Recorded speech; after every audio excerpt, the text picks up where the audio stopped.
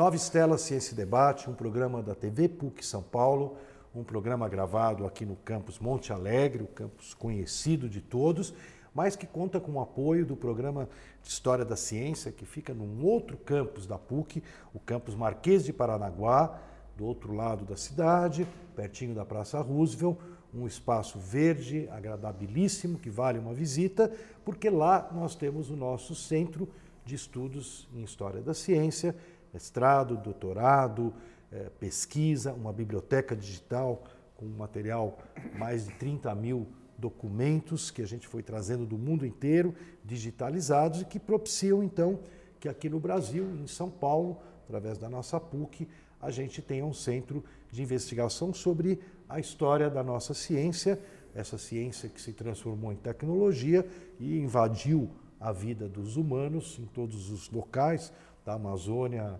né, ao Polo, né, todo mundo usa essa parafernália que tem uma história que o programa Nova Estela Ciência e Debate está aqui procurando debater. Temos um convidado muito especial, Abílio Gurgel, um pós-graduando que já terminou o mestrado, em breve estará fazendo o seu doutorado, um empresário da cidade de São Paulo, que depois de muito tempo aí trabalhando, resolveu voltar para a academia, voltar para a universidade, e nós tivemos a sorte aqui na PUC que o Abílio, entre tantas opções, escolheu a História da Ciência, e dentro da História da Ciência, acho que é uma paixão antiga do Abílio, a história dos mapas, tá?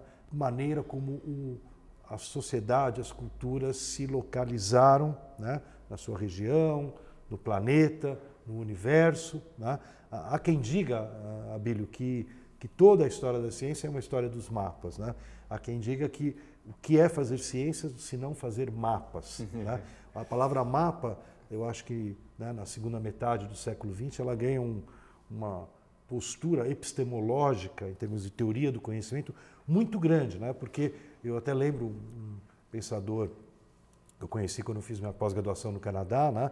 Não conheci pessoalmente, conheci a sua obra, Michel Polanyi, né, que influenciou o famoso Thomas Kuhn da estrutura das revoluções científicas, que o Polanyi dizia isso, né, que fazer ciência, medicina, biologia, física, química, é sempre fazer mapas, por uma questão muito interessante, né?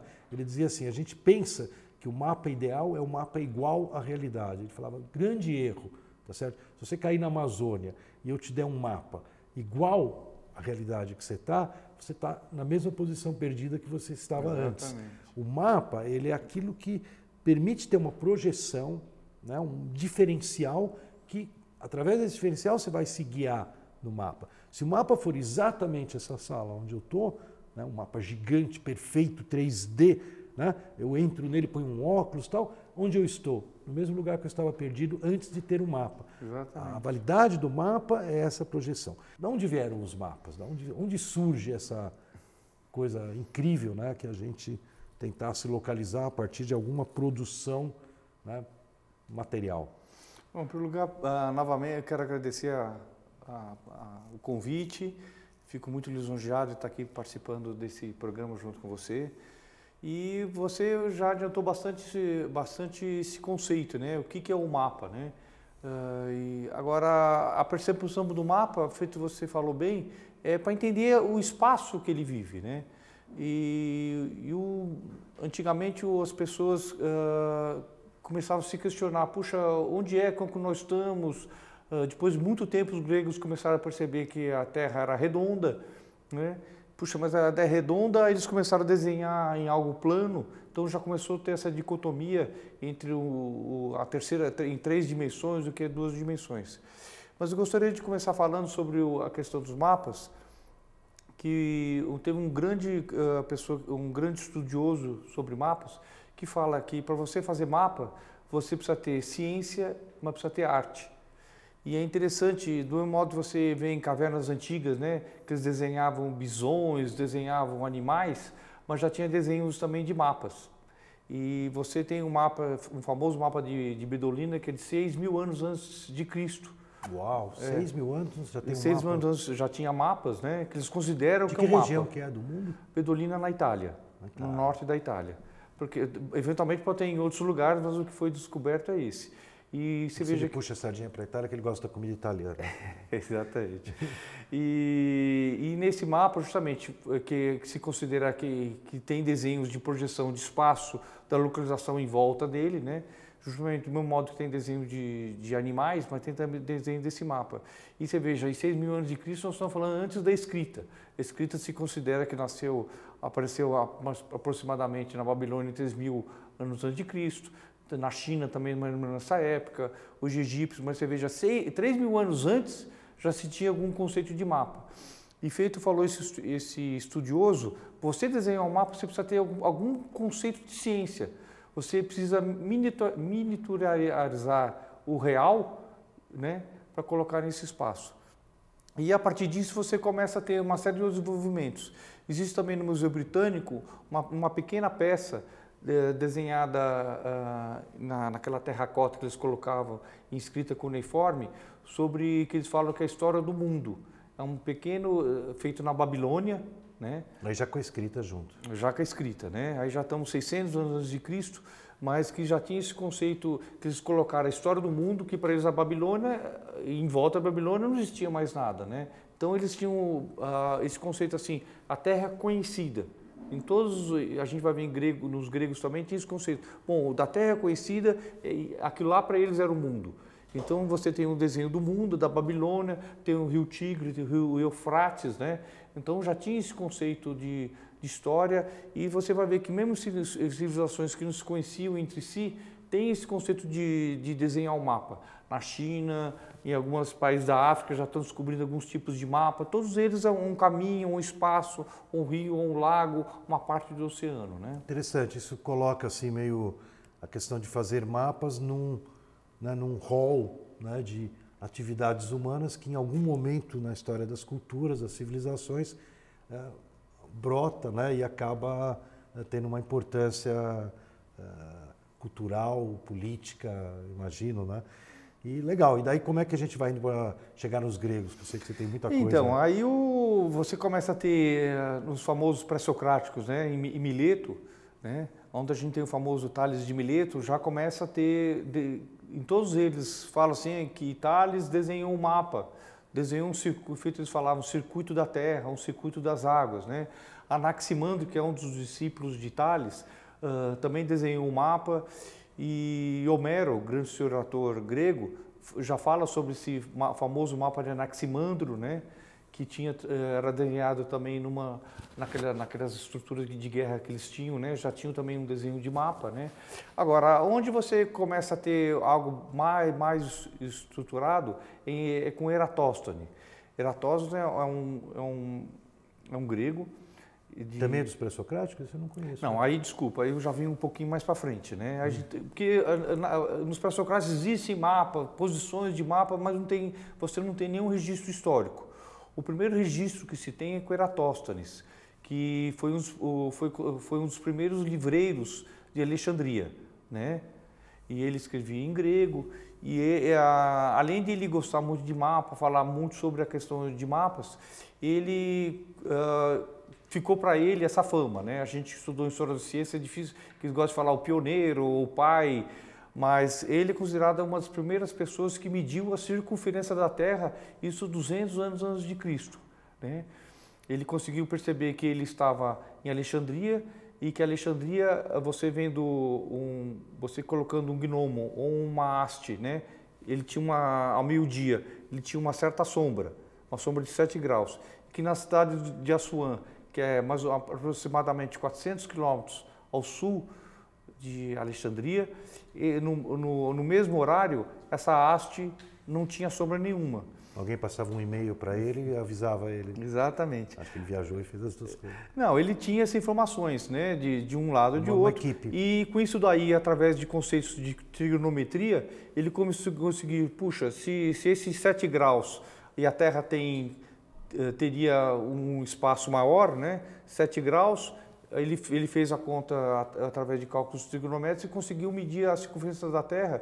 Agora, as medidas são mais ou menos díspares um pouco, mas uns falam que ele conseguiu medir com uma diferença só de 18%, outros com 5%. Mas, independente dessa famosa diferença, ele conseguiu perceber que a Terra era redonda. 2, ele percebeu que através de cálculos matemáticos ou trigonométricos você consegue chegar em... você consegue elucidar uma série de propostas dentro da cartografia. Dentro da história da geografia, depois de Eratóstenes, é muito conhecido de Hiparcos. Hiparcos ele fez mais de 18 tratados sobre vários assuntos, né? Que naquela época a pessoa não se dedicava a um assunto só, era um filósofo e estudava todo o conhecimento. Mas Hiparcos ele fez uma relação, dizem, né, que é o que a gente tem hoje em dia, de mais de 18 mil estrelas naquela época, né? Ele conseguiu colocar mais de 18 mil contava estrelas. Esse sim. E ele também ele é famoso porque ele foi um dos primeiros a colocar estrela dentro de um processo de triangulação, ou seja, ele fez um processo meio de latitude e longitude, né? Que eles falam de gratitude no espaço. E quando a gente fala de projeção matemática de mapas, a projeção matemática de mapas, na verdade, começou com a projeção matemática da estrela, que eles viam o céu, né? Puxa, como que eu coloco aquela estrela aqui? Então eles precisavam de alguma projeção, trazer uma projeção matemática para colocar aquilo lá. E as projeções começaram através da percepção dos mapas celestes. E dentro desse conhecimento também, só uma abreviação do estudo do mapa, eu achei interessante. Puxa, como que eles descobriram a questão das estrelas, né? Porque você, naquela época, você via a estrela, você vê, até hoje, a gente vê Marte, vê Vênus, né? Para nós é tudo uma estrela. E, de alguma maneira, eles perceberam que algumas estrelas não eram estrelas, eram o que a gente chama hoje em dia de planetas. E, justamente, eu pesquisei muito esse caso e os gregos falavam que a trajetória de um planeta é totalmente errante. Não é igual à trajetória dos planetas. As estrelas, elas ficam praticamente permanentes, fixas na órbita, né? E que as estrelas... Na abóbada celeste. E que algumas estrelas, que eles chamavam estrelas errantes, tinham um caminho totalmente tortuoso. E estrelas errantes, em grego, chamava planetai. Então eles perceberam que algumas estrelas, as planetais, tinham uma trajetória. Então eles perceberam que não eram, apesar de eles chamaram de estrelas, né, estrelas errantes, na verdade, e depois ficou conhecido como planetas, que é o termo que eles falavam de planetais, significa errantes. Mas voltando ao nosso caso, o nosso Hiparco, que viveu praticamente 100 anos depois de Eratóstenes, ele fez... Que época que é essa? Hiparcos, nós estamos falando de mais ou menos 120 a 180 antes de Cristo, né? Ele morou muito tempo em Rhodes, né, na ilha de Rhodes, no Mediterrâneo, e ele fez uma série de cálculos. Inclusive, ele criticou Eratóstenes, um dos textos que tem, ele só tem um nome, Críticas sobre Eratóstenes, né? Mas é interessante que a gente não sabe exatamente, mas ele criticou, mas ele usou a medida de Eratóstenes, da medida da Terra, para todos os cálculos dele. Depois disso, nós temos Estrabão. Estrabão já é quase de 60 anos de Cristo a 20 depois de Cristo, né? E agora, Estrabão é interessante, ele foi ele viajou muito, e ele praticamente coloca nos livros dele, que existem até hoje, são 6 volumes de livros, né, sobre tudo que ele viu. Então ele conta a história, fala dos rios, conta tudo que ele observou nas viagens dele, ele conta nos livros dele. Agora, ele, ao contrário de Hiparcos, ele era contra a matematização da cartografia. Ele falava, se eu preciso de um mapa, eu gostaria de ter um globo bem grande onde eu colocaria todas as minhas coisas, né? Ele vai um pouco de encontro a Hiparcos.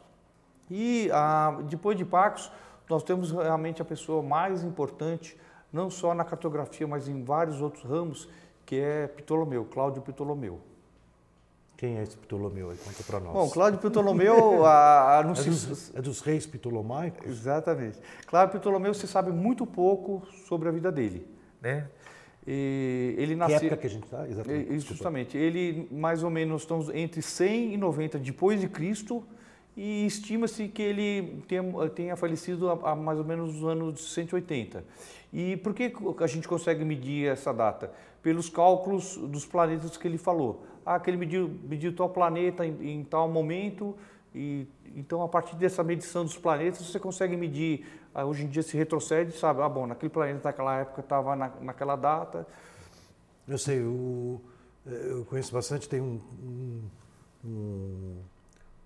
trabalho bastante importante em história da astronomia, que muitas vezes a gente, para saber a data da vida do personagem, né, a gente fala o que ele observou no céu, vai e extrapola, voltando para trás, o céu que existia naquela época. Mas conta desse Ptolomeu aí, o que ele fez? Então, Cláudio Ptolomeu, Cláudio é o nome romano, Ptolomeu, você observou bem, é um nome macedônico, né? E veio, porque Alexandria foi fundada justamente por Alexandre, e depois dele, quando Alexandre morreu, até os territórios de Alexandre foram divididos entre os 3 generais dele. E um deles era o general Ptolomeu, que fez uma dinastia. E eles favoreciam muito a ciência, tanto que um deles criou a famosa Biblioteca de Alexandria, que foi Eratóstenes, foi o terceiro livreiro dessa livraria. Mas nós estamos falando isso quase 300 anos depois. Ptolomeu está em Alexandria e ele escreveu 3 livros muito importantes. O primeiro, Almagesta, né, que significa em grego al, o artigo o, magesta, o grande, né? Só que é uma tradução trazida dos árabes, né? Na verdade, o Almagesta, quando ele escreveu em grego, significa a grande numeração, né? E fala sobre a questão dos planetas. Toda a questão de astronomia que existia, todo o conhecimento que existia naquela época sobre astronomia foi colocado nesse livro. Só que alguns autores erroneamente falam que ele fez um erro, mas é o conhecimento que ele tinha, que colocou a Terra no centro do centro do universo. E só Copérnico, no século XVI, que vai uma outra história interessantíssima. Em outro momento. Mas ele coloca todo o conhecimento da astronomia, e a palavra astronomia estava ligada com a palavra astrologia. Astrologia e astronomia ele usa tanto de um jeito como de outro, né? Que é para ele estudar os planetas e estudar a Terra, o caminho da Terra, a trajetória da Terra, era também um pouco estudar a astrologia. Para eles a astrologia praticamente era uma ciência. Tanto que o segundo livro dele, que chama Theta Biblos, que é um livro só sobre astrologia. Para eles era uma ciência e... Como interpretar as constelações. Como interpretar as situações, mas em relação a vida. A vida do homem, né? E a astrologia, o conhecimento, a ideia que nós temos que surgiu na Babilônia, também um pouco no Egito, os gregos pegaram, Zoroastro. Então, todo esse conhecimento que tinha, Ptolomeu escreveu esse livro e colocou todo lá, inclusive praticamente é a Bíblia das pessoas que entendem astrologia, que se dedicam até hoje, é baseado nesses conceitos de Ptolomeu, que não é que ele tinha esse conhecimento, ele simplesmente pegou todos os conhecimentos que já existia de várias fontes, e ele estando em Alexandria, perto da famosa biblioteca, devia ter muitas fontes de informações. E o terceiro livro, tão importante feito os outros 2, foi o livro que ele escreveu, escrito Geografia, né? Que é o estudo do meio ambiente, né? E nesse livro de geografia, ele fala um pouco sobre a geografia, do espaço. Ele fala que ele pegou muito desse conhecimento de um outro autor grego daquela época, chama Marino de Tiros. Agora, todo o conhecimento de Marino de Tiros foi Ptolomeu que falou. E ele escreve nesse livro, ele pega 8.000 localidades, entre cidades, vilas, entre rios, montanhas, pontos geográficos, e ele não escreve um mapa. Né? Até hoje existe uma disputa muito grande entre os estudiosos, se ele escreveu um mapa, se ele desenhou um mapa, se o mapa estava nesse livro Geografia ou não. Mas isso não interessa, porque o que é importante, ele deixou 8.000 pontos localizados dentro do sistema de gratitude, que quando eu falei sobre Parcos, né? Entre longitude e latitude. Então ele colocou de uma forma esses 8.000 pontos. Então parece aquele jogo de você desenhar. Então você tem 8.000 pontos no mapa, né? Num terra pronto, você desenha, então você tem um mapa praticamente do mundo conhecido, que os gregos chamavam pela palavra grega oikoumene, o mundo conhecido deles, que iam praticamente das Ilhas Canárias, na Espanha, né? Até mais ou menos, eles tinham conhecimento da Ásia, né? Até a China, eles tinham os conhecimentos que existiam, nesse mapa tem. E praticamente vai ser esse mapa, vai ser todo, quando ele vai ser redescoberto na Europa, quase 1000 anos depois, é o mapa que a partir disso os europeus começam a estudar a cartografia a partir desses conceitos desse mapa. E bom, Ptolomeu, a gente conhece, como você ia dizendo, a importância dele que ele vai ter na Idade Média, né? Porque esse sistema geocêntrico, né? Com a Terra no centro do mapa celeste dele, da concepção celeste dele, acaba se tornando um sistema de mundo, né? Uma interpretação cristã, aristotélica, né? Medieval, né? Então, sem dúvida, a gente até conhece mais a história da ciência Ptolomeu pelo lado da astronomia, né? Da história da astronomia. Mas o que você está dizendo quer dizer que ele também tem um papel fundamental na história dos mapas da geografia, né? Exatamente. Eu tenho esse mapa que foi redescoberto no Império Otomano, né? Em Constantinopla, por um frade só em 1300 redescobriu esse mapa. Os árabes com certeza conheciam, né? Mas não sobrou até os nossos dias nenhum mapa desse daí feito pelos árabes. Mas eles conheciam, eles citam várias vezes esse mapa, mas ele só vai ser redescoberto em 1300 por um frade em Constantinopla e depois, 100 anos depois, ele chega na Europa através do comércio de Veneza com os turcos otomanos, né? Chega em Veneza. Em Veneza, um frade também redesenha esse mapa, é colocado esse mapa no mercado. Logo depois, a partir de 1450, com a invenção da imprensa, né, é colocado de uma forma muito mais extensa para vários estudiosos terem esse mapa na mão. E ao mesmo tempo, com as navegações que já estão acontecendo, esse mapa é expandido, começa a se trabalhar, mas ele já tinha uma base, né? Você fazer ciência em cima de algo que já existe é mais fácil, né? Então esse mapa com certeza foi toda a base do sistema cartográfico europeu e que depois vai ser mundial. Agora, Ptolomeu também não fez isso sozinho, ele se baseou nas outras pessoas, né? Feito eu falei, nos pré-socráticos, né? Em Eratóstenes, Hiparcos, Estrabão e depois Marino de Tiros, depois ele, que são as pessoas conhecidas, né? As informações que nós temos é isso. Deve ter muitos outros estudiosos também que participaram de alguma maneira, mas foi ele que conseguiu, as informações que eu tenho vêm desses livros dele, né? Perfeito. E já nessa época que você está, vamos dizer assim, encerrando assim, essa panorâmica, né? Esse passeio pela história onde a gente foi vendo a trama da produção de mapas, né?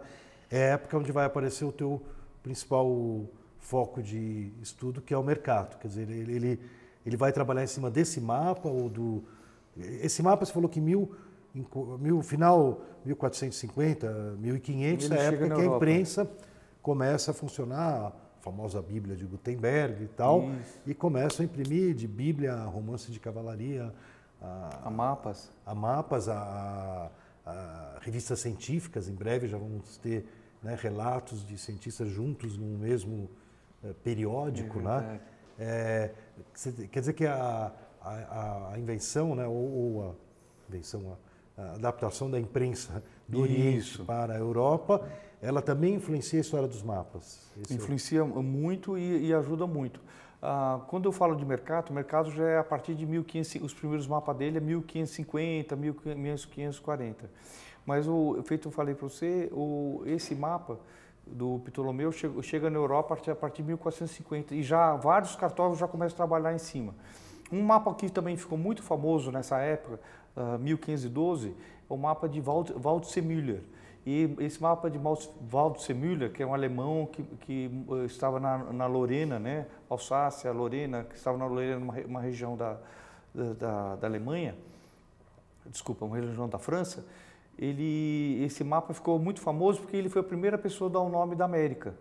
Então, já se tinha o conceito da América, mas não sabia exatamente qual o tamanho, quais as dimensões da América, mas ele desenha e achava que a América era o início ou o fim da Ásia, dependendo de como você vê. Mas ele desenhou a América como um continente só e colocou, onde hoje em dia seria o Brasil, colocou o nome de América. Infelizmente não homenagem a Colombo, senão a América seria a Colômbia, né? Mas colocou homenagem ao famoso Américo Vespúcio, que ele participou de algumas excursões que chegaram na América, e como ele era italiano, ele que mandou as cartas para as pessoas em Veneza e também em Florença, onde o conhecimento na época era mais conhecido, onde se florescia o conhecimento, e ele se colocou como uma das pessoas que tinham realmente descoberto, coisa na verdade ele só participou. E agora o nome que ficou foi Américo Vespúcio. E esse cartógrafo deu o nome, se Américo descobriu, vão dar o nome de América, porque eles achavam que Colombo descoberto só algumas ilhas, não tinha descoberto a América como continente. Então eles deram o nome de América e América ficou. Então é interessante observar como alguns cartógrafos puderam modificar a história e também acrescentar, e tanto que esse nome América ficou em homenagem a Américo Vespúcio, né? Abelio, eu queria agradecer muito a sua participação no Nova Stella. Nosso tempo está terminando mais uma vez. A gente vai ter oportunidade, com certeza, de seguir nossos bate-papos tão interessantes sobre uma das histórias que eu acho mais determinante, né, na história humana, que é a história dos mapas, que você está aí se aprofundando, e eu espero que você continue, né, como membro aqui da área da História da Ciência. A tua colaboração é muito grande. Nova Stella Ciências em Debate se despede. Hoje teve justamente, né, uma temática tão próxima do nosso nome, né, porque Nova Stella foi uma estrela observada, foi justamente algo que contribuiu para romper a esfera das estrelas fixas, né? Porque uma estrela nova mostra que elas não são tão fixas como pareciam, e a gente espera que aqui no presente também a gente consiga ter novas ideias, não tão fixas como parecem as ideias.